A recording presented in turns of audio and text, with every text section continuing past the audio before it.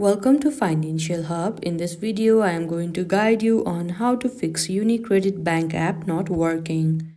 It may be because of two options, either because it is not updated or either the cache is not cleared. To find out, firstly, we will go step by step.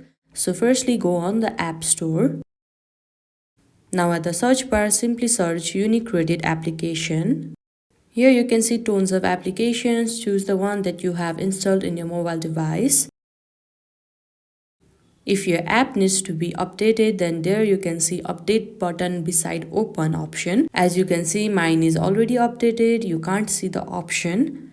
But if you see the option of update, then tap on it and the bank app will be updated. Now another option is go to your settings. Now tap on general. There you can see the option iPhone storage. Tap over there. Now find the UniCredit Bank app. All you have to now do is simply tap on offload app. This will clear the cache. After clearing cache, you can now again reinstall the application. Even after that, if it doesn't work, the third step is to delete the whole application and install it once again, and this might help you to fix your UniCredit Bank app not working. These are some of the steps.